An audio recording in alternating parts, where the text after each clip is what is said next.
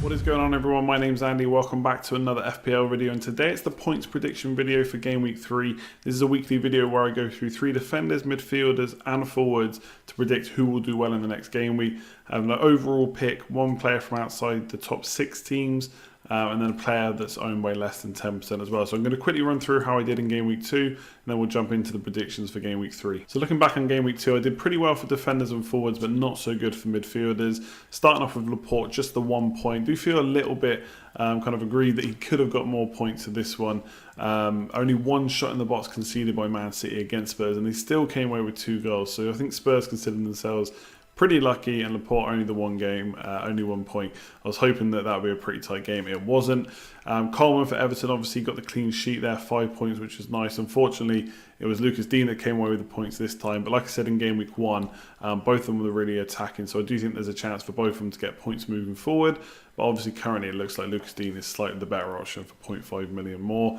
And then Lundstrom absolutely smashed it with 14 on my bench. Unfortunately, I did consider playing him and didn't make the move in the end. So that is frustrating. But obviously a defender priced at 4 million playing a midfielder or as a midfielder is pretty much must have for FPL teams, because he just enables you to do so much more with the money by picking him over any other defender. So he looks really good.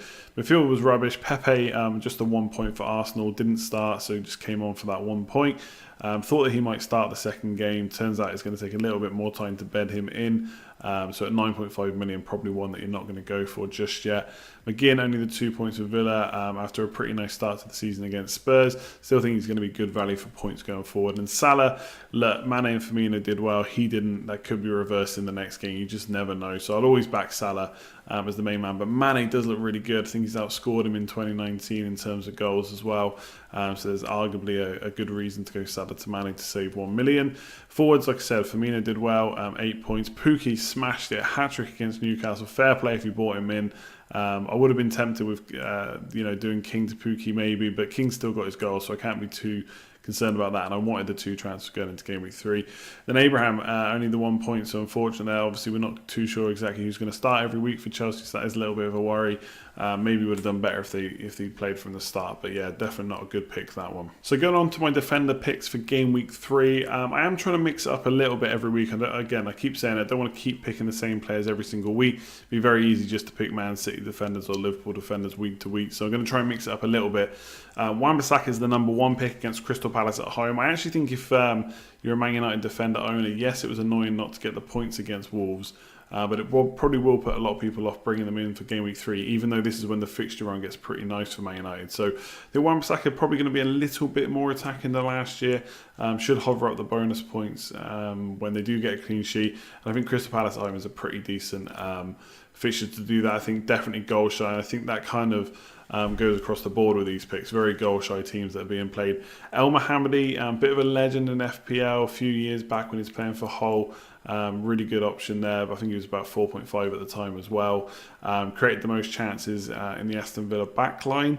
And I think they'll do well. I think they did defend okay against Spurs, although they did concede quite a few shots. I think they'll limit Everton down to less shots than they conceded against Spurs for sure.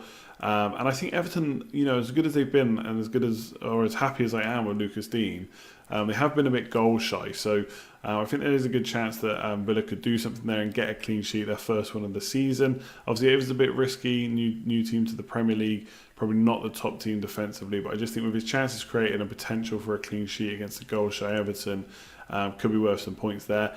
Then Danny Rose, I had to go for a Spurs defender playing Newcastle at home. I'm just not sure exactly where the goals are going to come from for Newcastle. They haven't started off well, and I think that's not going to be good long term. I think it won't be long until the fans start getting onto the owners back again. That's going to affect the players. Kind of said that at the start of the season. We did all think that Newcastle probably wouldn't start off the season too well, and this is not a fixture to start your season off or to try and get your season kind of rolling. So I think Rose has done well at left back. Not too much competition there at the moment. 5.5 million is quite high for someone that longer term you may not too sure about, but against Newcastle at home, definitely potential for attacking returns and a clean sheet at home. So he's my less than 10% own that I'm going for defenders. So for my midfielders, I've got no Liverpool players this week. They do play Arsenal at home, is at Anfield, so that could still be a good fixture for returns.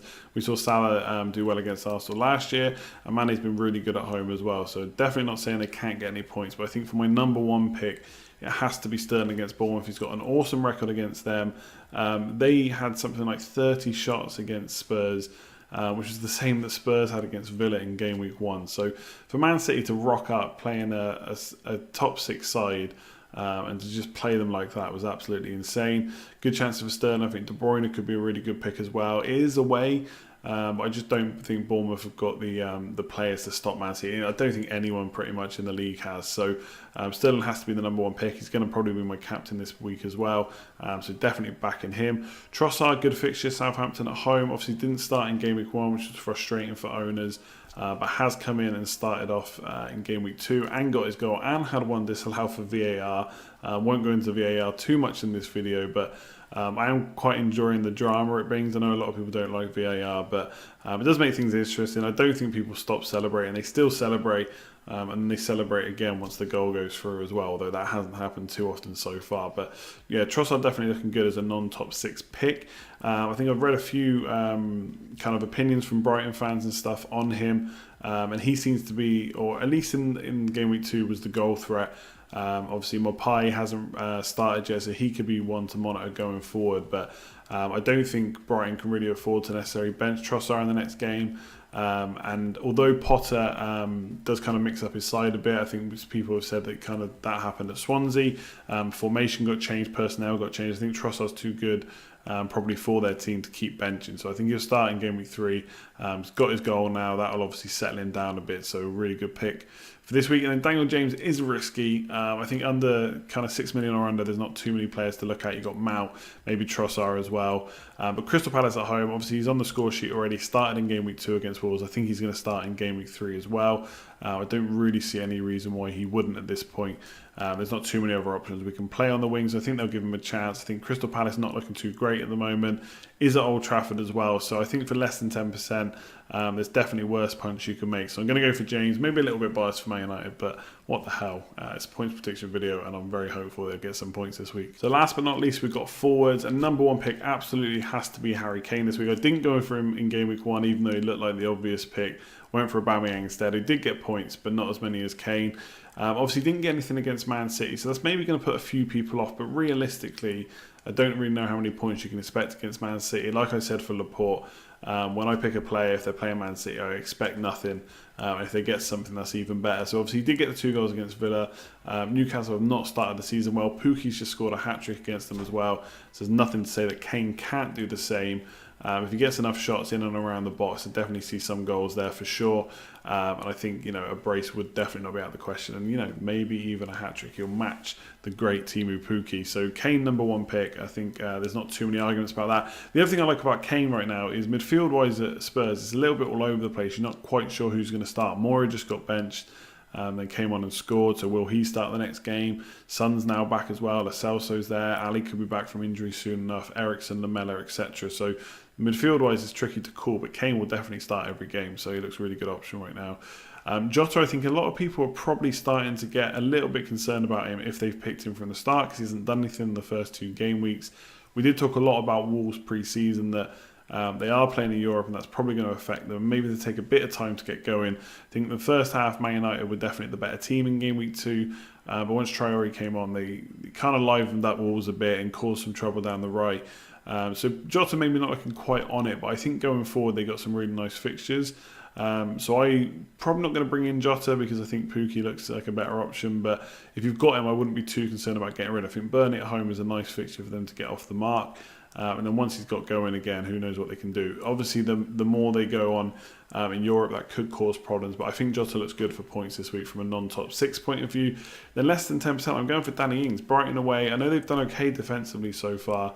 But I think Southampton, maybe not quite in the second half as much, but they looked pretty good against Liverpool and did cause them trouble. When Ings came on in the second half, I think they looked better. He had a really good chance. Obviously, he scored the goal that basically Adrian gifted him, which was unfortunate. But He had a really good chance as well that on another day he would have definitely put away. And I think once he came on, they did look slightly better in that second half because Liverpool were dominating for a long time in that second half. So I think he's going to start the next game. Obviously, because he's been benched, there's definitely a risk that he might not. But I think given what he did, he'll start the next game. Obviously, maybe they're keeping him fresh because he does tend to be injury prone. And they wanted to go for a different tactic against Liverpool. But I think against Brighton away, definitely be a bit more attacking. And Ings, if he starts, could be in the points again after getting some against Liverpool. So that's it for this video. Hopefully you enjoyed watching. Let me know in the comments below if you're still enjoying this series and it's something you want to see me carry on. And also let me know what you think of my picks every week. I know you do. It's always interesting to see people that agree or disagree and think I've got it badly wrong. I think I'm going to have hopefully another good week or goodish week like I did in Game Week 2, which was pretty decent, at least for defenders and forwards. Otherwise, I'm going to start leaving it there. Drop a like if you enjoyed the video. Much appreciated as always. Subscribe if you're new around here. We are pushing for 50,000 subscribers. We're not too far off now. That would be an awesome milestone to hit, and hit that notification bell so you know when all the videos are going live. My game team preview will be out tomorrow on Wednesday, and then I'll have the Game Week preview in the stream as well later on in the week, so keep an eye out for them.